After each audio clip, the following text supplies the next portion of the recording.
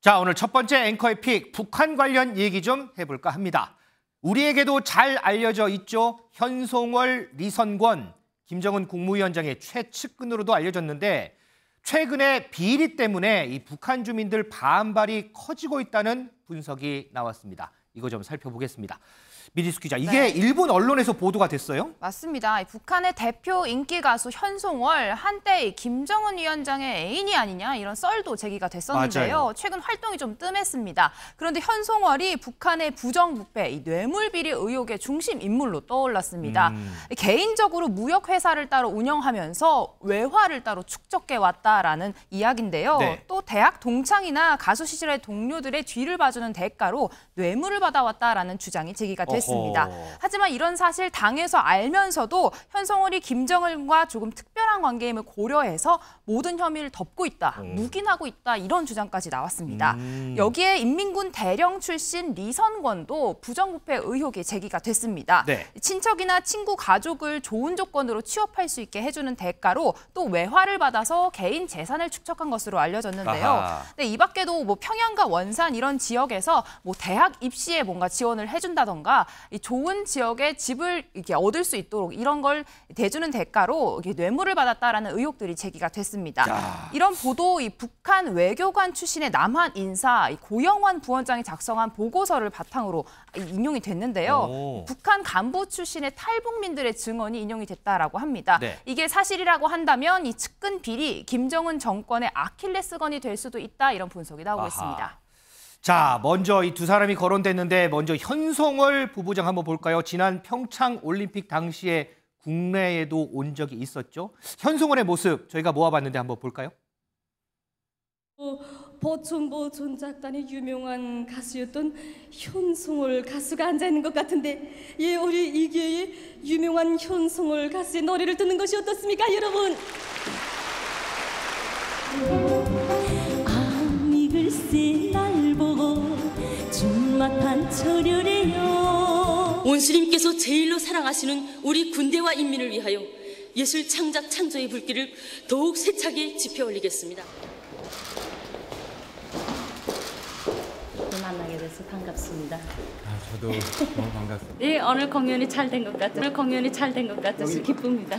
남측 가수들 공연 좀 어땠습니까? 예, 이제.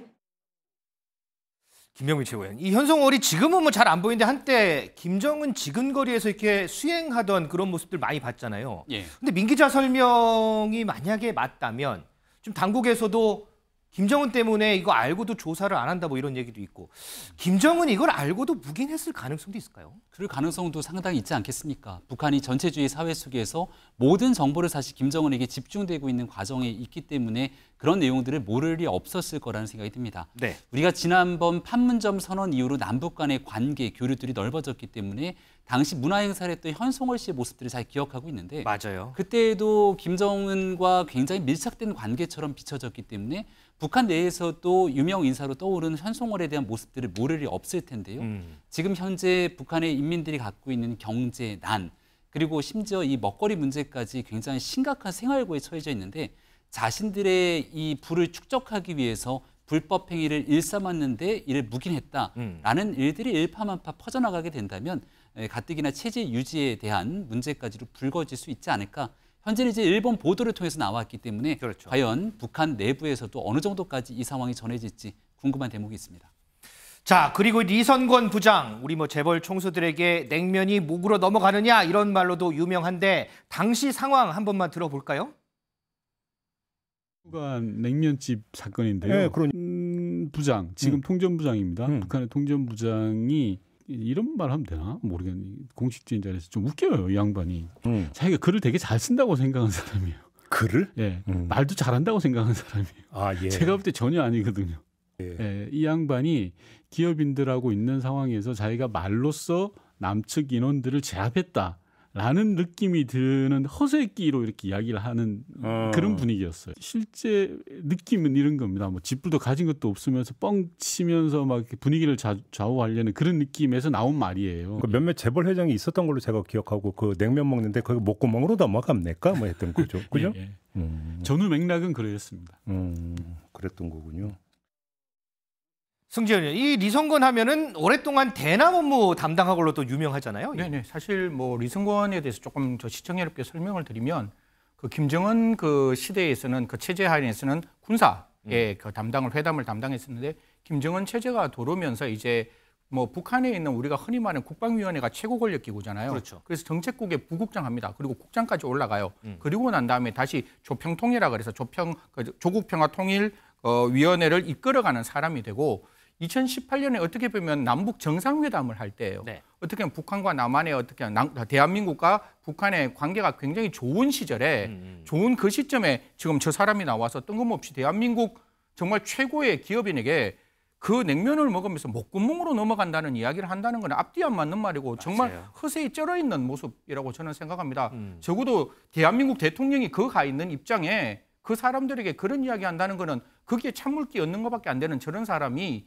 이제 다시 대남 쪽으로 이제 넘어온다고 이야기를 하는데요. 만약에 부정부패가 있다면 절대로 이러한 대남 기구에 넘어와서도 큰 소리 낼 수 없을 거라고 저는 확신하고 이 소식 분명히 북한 안에 들어갈 거라고 생각합니다. 만약에 부정부패가 있다면 북한 내부에서도 분명히 단속해야 되지 않을까 그렇게 말씀드리겠습니다. 박지영 위원장, 이 참 지금 북한 뭐 경제난 뭐 어제 오늘 일도 아니고 계속해서 더 심각해진다는 얘기도 있고 그런 상황에서 북한의 고위직 특히나 김정은 위원장의 최측근이라는 두 사람의 이 부정부패 얼마나 심하면 김정은이 권력을 유지하는 데 아킬레스건이라는 표현까지 나올까요, 이게?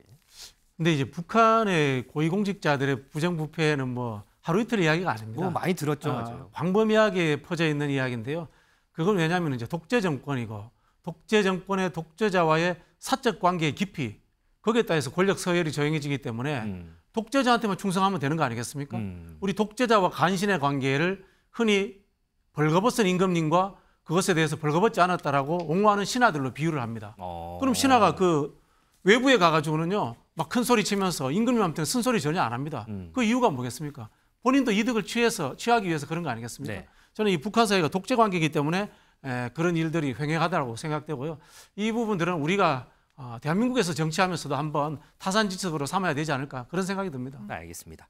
자, 이런 가운데 승재 의원, 네. 김정은의 딸 김주애 여전히 아빠 옆에서 활동이 왕성하더라고요. 예, 저도 이 부분 좀 이렇게 눈여겨 뉴스를 좀 지켜보고 있는데 뉴스에 나오는 빈도수를 우리가 조금 생각해 보니까 노동신문을 통해서 이 주회의 활동 보고를 15회 하는데 그 15회가 주회의 어떤 다른 활동이 아니라 군사 부분과 같이 12회가 나오기 시작하는 거예요. 그러면 주회 양이 하는 다른 행동, 주회가 하는 다른 행동이 아니라 그런 군사 정권하고 같이 나온다는 것은 결국 아빠 옆에 존재하는 것이고 그러한 북한의 리더의 어떤 모습에 참여하는 거잖아요. 그렇죠. 그러다 보니까 4대 세습을 지금 염두에 두는 게 아니냐 이런 이야기도 나오는데 뭐 국정원에서 나온 보도를 보면 아직까지 그렇게 판단한 건 섣부르다라는 이야기도 나올 수가 있지만 저는 잘 모르겠습니다. 이런 부분에 대해서 우리가 과연 어떻게 바라볼지 과연 4대 세습을 김정은은 원할지 모르지만 북한 안에서 북한 주민들이 그걸 받아들일지는 또 하나의 어떤 문제라고 생각합니다.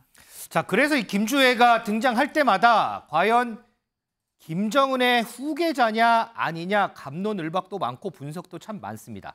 자, 우리 국가정보원 국정원은 이렇게 분석을 하고 있습니다. 김주애 후계자 설이 계속 대두가 되고 있는 이 상황에 대해서 국정원장께서는 북한은 백두혈통에 대한 집착이 강한 상황이기 때문에 현 단계에서 김주애를 후계자로 판단하는 것은 성급하다라는 답변을 주셨습니다. 박진원 부위원장, 김주애를 지금 현 단계에서 후계자로 판단하는 것은 성급하다. 저희도 성급한 생각을 좀 하고 있는 걸까요? 우리한테 성급한 판단을 하라고 김주애를 저렇게 대놓고 공개 활동을 시키는 겁니다. 그게 왜 그러냐면요.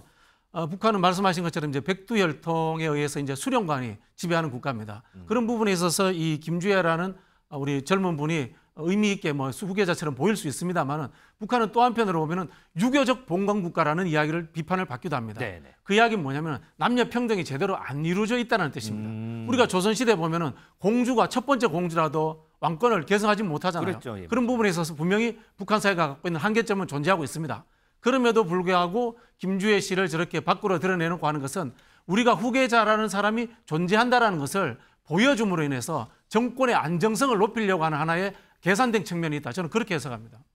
자, 그리고 김병규 최고위원 얼마 전에 네. 이제 조선중앙통신에 이 김주혜하고 김정은이 식사하는 모습 사진이 공개가 됐는데 그 식사하는 사진 한 번만 좀 띄워봐 주실래요?